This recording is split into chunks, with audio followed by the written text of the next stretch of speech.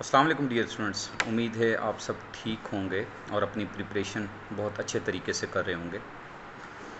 काफ़ी स्टूडेंट्स ने मेरे से रब्ता किया कि एक शॉर्ट सी वीडियो में हमें कुछ गाइडलाइंस दें कि इन शॉर्ट से टाइम पीरियड के अंदर जो है वो प्रिपरेशन किस तरीके से की जाए और क्या ये टेस्ट पोस्टपोन्ड होगा या नहीं होगा।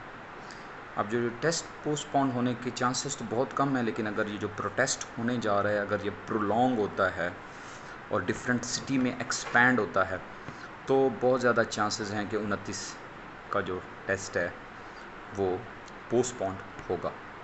तो सबसे पहले तो ये है कि क्या ये जो प्रोटेस्ट है ये प्रोलॉन्ग होता है या नहीं होता, तो ये चीज़ आपको 25 को पता चल जाएगी। अच्छा, तो अब आते हैं प्रिपरेशन की तरफ कि इस शॉर्ट टाइम पीरियड के अंदर जो है प्रिपरेशन कैसे की जाए। देखें, 80 मार्क्स हैं जो गेम चेंजर हैं, जो इकोनॉमिक्स में से आते हैं। 20 जो जीके के हैं उसको साइड पे करते हैं सबसे पहले। अब उस जो 80 एमसीक्यूज़ हैं उनमें 40 अप्रॉक्स मैक्रो और माइक्रो से आते हैं। माइक्रो इकोनॉमिक्स आप फर्स्ट ईयर से पढ़ रहे होते हैं, वही जो माइक्रो इकोनॉमिक्स आप मोनोपोली तक फर्स्ट ईयर में पढ़ते हैं और नेशनल इनकम, बैंकिंग, ठीक है जी, उसके अलावा कुछ इस तरीके से चैप्टर जो मैक्रो साइड के ऊपर आते हैं वो आप कर लेते हैं फर्स्ट ईयर सेकंड ईयर में। फैक्टर्स ऑफ प्रोडक्शन तो अच्छा सॉरी फर्स्ट ईयर के अंदर आ गया। तो माइक्रो इकोनॉमिक्स को आप अच्छे तरीके से कर लें, कोट्सियानिस की बुक से कर लें, शाम सीरीज़ की बुक से कर लें, पिंडिक से कर लें, जो भी बुक आपके पास अवेलेबल है उससे कर लें। एक दिन एक सब्जेक्ट को अगर आज भी देते हैं आप ना, और थोड़े से कॉन्सेप्ट पहले से अच्छे हैं आपके, तो फिनिशिंग हो जाती है आपकी। तो माइक्रो एंड मैक्रो सबसे पहले आपकी फोकस के जो सब्जेक्ट हैं वो ये होने चाहिए, क्योंकि आपके 40 एमसीक्यूज़ यहाँ से आने हैं। उसके बाद फिर आप जाएं डेवलपमेंट और ट्रेड की तरफ। मॉनेटरी से 1-2 एमसीक्यूज़ आते हैं, वो देख लें। मेरे लेक्चर्स भी मौजूद हैं इसके ऊपर, मॉनेटरी के ऊपर कि क्या क्या क्या करना चाहिए, क्या क्या नहीं। उसके अलावा आपके पास बनता है जो सब्जेक्ट इम्पॉर्टेंट, उसमें मैनेजेरियल के मेरे कुछ लेक्चर्स अपलोडेड हैं, उसमें से भी एमसीक्यूज़ कम आते हैं, लेकिन जो मैनेजेरियल इकोनॉमिक्स है उसमें 70% तो माइक्रो इकोनॉमिक्स है। 30% ऐसी चीज़ें हैं जो न्यू हैं, वो मैंने अपने कंटेंट्स में भी बनाई हुई हैं, और कंटेंट्स जो हैं वो जो है वो ऑलरेडी शेयर्ड भी हैं, डिफरेंट वीडियोस में मैंने बताए हुए हैं। उनको अगर आप फॉलो कर लेंगे तो वो आपका कवर हो जाएगा। इन दिनों में एमसीक्यूज़ की कोई बुक उठा के बैठना, उसकी प्रैक्टिस करना और कंटेंट आपको आता नहीं है, सिलेबस आपको आता नहीं है, वो टाइम वेस्टेज वाली बात है। मैक्रो इकोनॉमिक्स कंप्लीट आप लोग करें, ठीक है, कोई उसका चैप्टर नहीं मिस होना चाहिए, जिसमें मैंने मेरे लेक्चर्स अगर आप देखें वहाँ से भी आपको काफ़ी हेल्प मिल जाएगी। तो जब ये चीज़ कर लें ना तो फिर आप लाइक जो लास्ट 1-2 दिन है उसके अंदर कुछ एमसीक्यूज़ की प्रैक्टिस कर लें। सबसे पहले इस टाइम सिलेबस इंपॉर्टेंट है। उसका करने का तरीका ये कि अगर आप किसी भी चैनल की वीडियो देख रहे हैं तो साथ नोट करें कि कहाँ से क्या बात की जा रही है, कौन से एमसीक्यू को डिस्कस किया जा रहा है और वो किस तरीके से आ सकता है।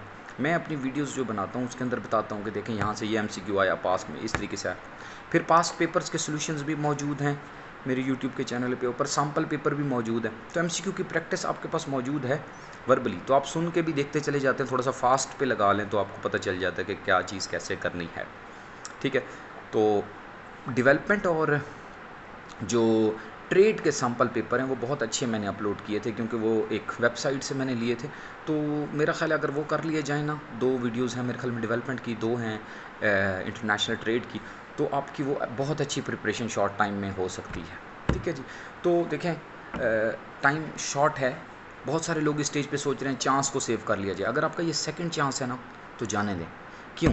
क्योंकि जो थर्ड चांस है वो 3 साल के बाद आएगा, और बहुत ज़्यादा चांसेस हैं कि टेस्ट आपका पास हो जाए तो आपका चांस वेस्ट नहीं होगा।